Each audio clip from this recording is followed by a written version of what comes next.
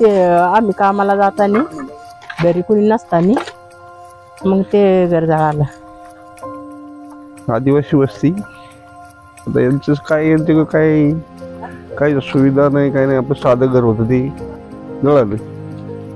त्यांना काहीतरी मदत करावं असं आमची इच्छा आहे. रोज मजुरी, आम्हाला माहित नाही कधी घर जळालं ते. दुगी मायली की गेलतो, ते आम्हाला माहित नाही. फोन केलता मग ते म्हणले घर जळालं. मी निगडे गावचा माजी सरपंच सोपान ठाकर. आमच्या निगडे गावातील माझ्या सासूबाई अलकाबाई पांडू ठाकर यांचं राहतं घर दिनांक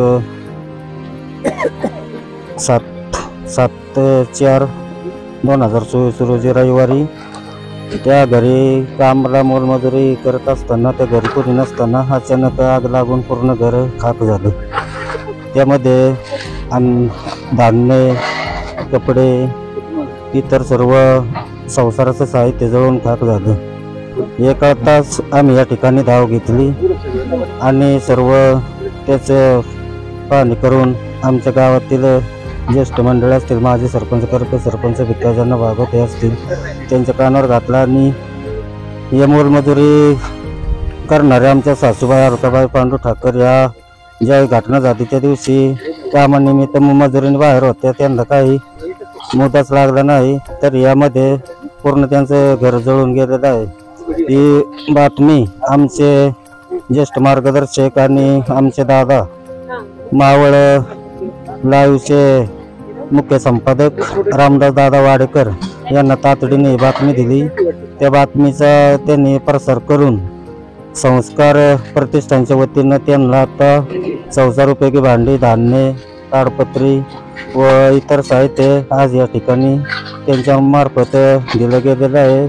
तरी पुढे त्यांचं कुटुंब व्यवस्थित चालेल अशी मी विनंती. आज निगडे गावातील ठाकर वस्तीवरती आम्ही या ठिकाणी संस्कार प्रतिष्ठान पिंपरी चिंचवड शहर महाराष्ट्र राज्य या संस्थेच्या वतीने आमचे सर्व सभासद या ठिकाणी आम्ही आलो आहोत.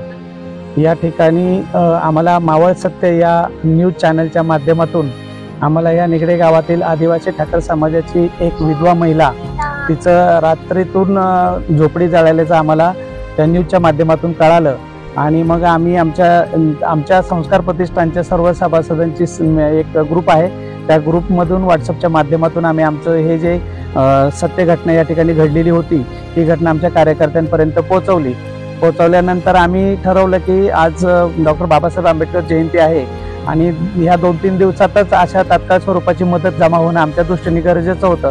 कारण कोणावर कशी परिस्थिती बेतती हे आम्ही आमच्या संस्थेच्या माध्यमातून बऱ्याच ठिकाणी आम्ही अनुभवलं आहे. आणि हे पाहत असताना आम्ही 2 दिवसामध्ये आवाहन केलं आमच्या सर्व कार्यकर्त्यांना आणि आमच्या जे काही मदतनीस आमचे डोनर आमचे सहकारी मंडळी आहेत या सर्वांना व्हॉट्सअपच्या माध्यमातून आम्ही आवाहन केलं की आपल्या घरात वापरण्याजोगी वस्तू, भांडी किंवा धान्य असं काही आम्हाला तुम्ही या स्वरूपात दिलं तर आम्ही ते 2 दिवसामध्ये त्या महिलेपर्यंत पोहोचवणार आहोत.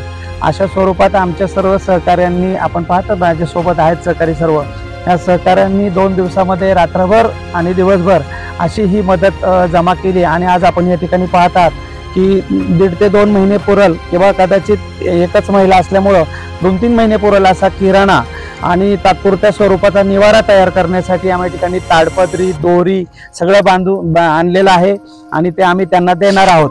त्याचबरोबर या ठिकाणी आम्ही त्यांना काही रोख स्वरूपामध्ये आम्ही त्यांना अमाऊंट सुद्धा या ठिकाणी 5,000 रुपये देणार आहोत, जेणेकरून त्या महिलेचं पुढे शासनाची मदत मिळेपर्यंत किमान त्यांना कुठलाही असं वाटलं नाही पाहिजे की माझ्या मागं कोणीच नाहीये.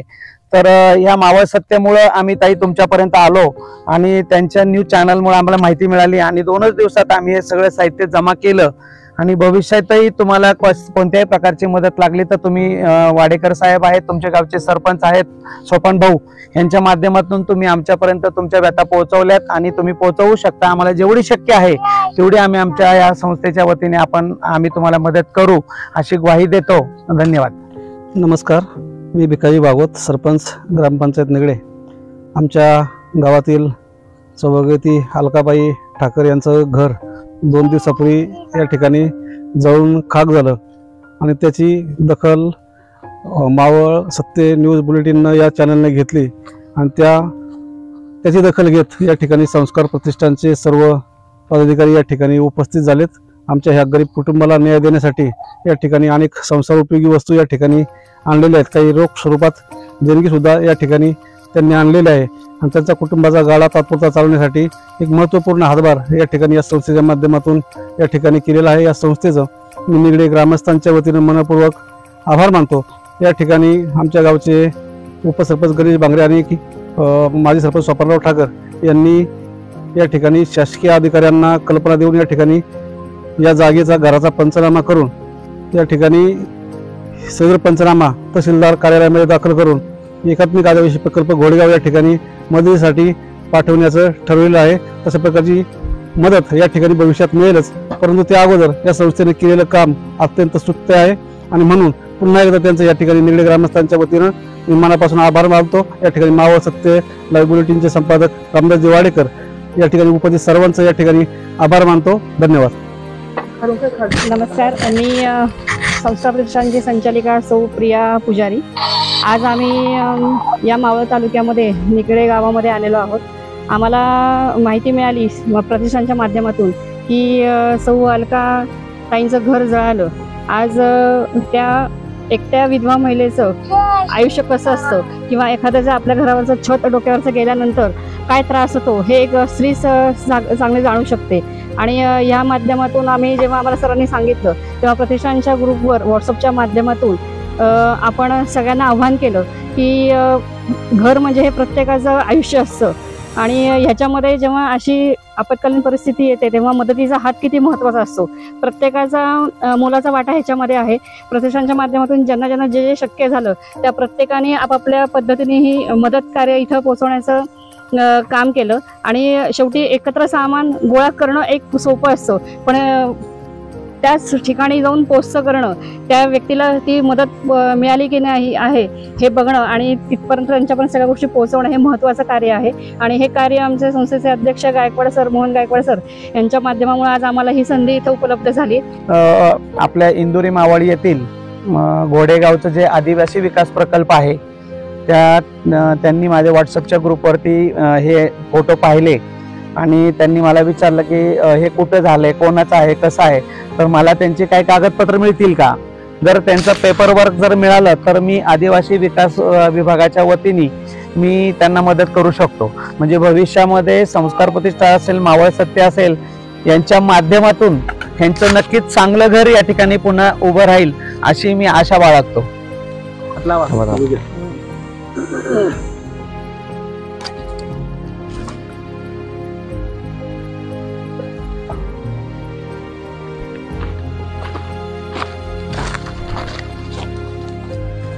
विधवा आहेत आणि त्यांनी जी झोपडी उभी केली त्या कष्टप्रद जीवन हे सगळ्या समाजाचं हे सगळंच जेव्हा आपण पाहतो विकास आपण विकासाच्या चर्चा करत असतो, विकासावरती आपण बोलत असतो, विकास पोचला असं आपण म्हणत असतो. मात्र आज अनेक वाडे वस्त्या वाडी तांड्या वाड्या आहेत.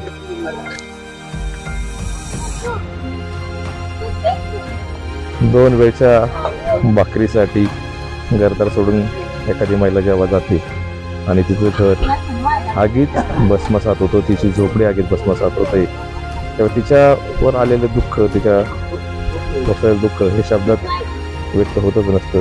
अशा वेळेस संस्कार प्रतिष्ठानसारखी काही मंडळी जी पिंपरी चिंचवड शहरामध्ये आपलं काम करत असतात ते मावळ तालुक्यातल्या दुर्गम पाड्यावरती येत आहेत आणि मदतीचा हात देत आहेत. शेत हे शेत असतं, ते पत्र्याचं असो, स्लॅबचं असो, कौलाचं असो,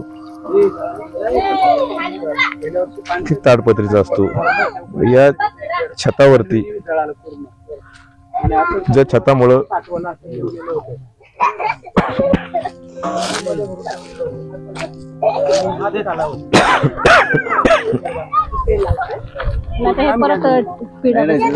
सोडायचं ना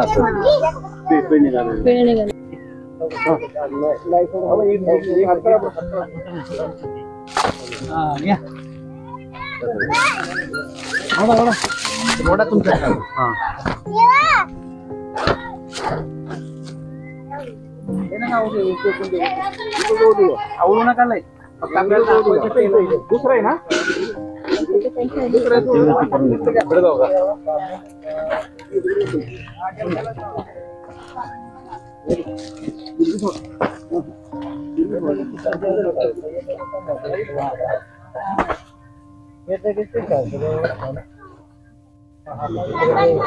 चला इथं उभं राहा सगळे आपले लोक या सगळे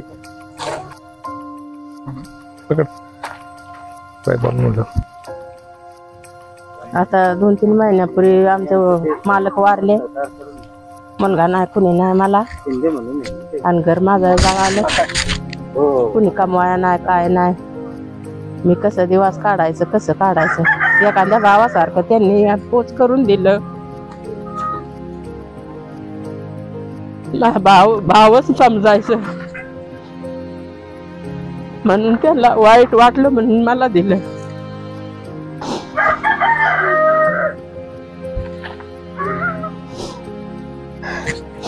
मला बोलवातच ना.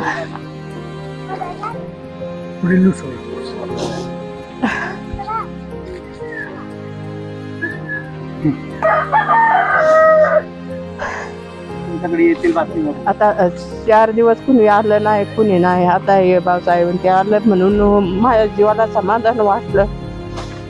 माझ्या कुणी आलं नाही, कुणी विचारलं नाही, पुसलं नाही, कुण्या काय नाही केलं. पण आता हे भाऊसाहेब आलं म्हणून त्यांनी दिलं, माझ्या जीवाला आधार दिला. काय का होईना त्याला त्याने आधार एखाद्या भावांसारखं. मला कोणीच नाही, मुलगा नाही कुणी नाही, एकच मुलगी आहे. मुलगी असं चाललंय माझ्या जीवाभोवती. त्यांनी म्हणून दिलं, मला आधार केला. गाडी काय तुमची काही खिशात नाही.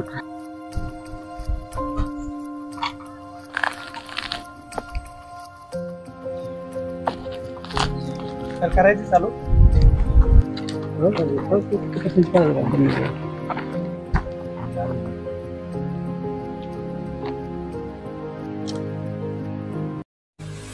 मावळ तालुक्यातील वास्तव पाहण्यासाठी मावळ सत्य लाईव्ह बुलेटिन न्यूज चॅनलला यूट्यूबवर सबस्क्राईब करा आणि बेल आयकॉन प्रेस करा.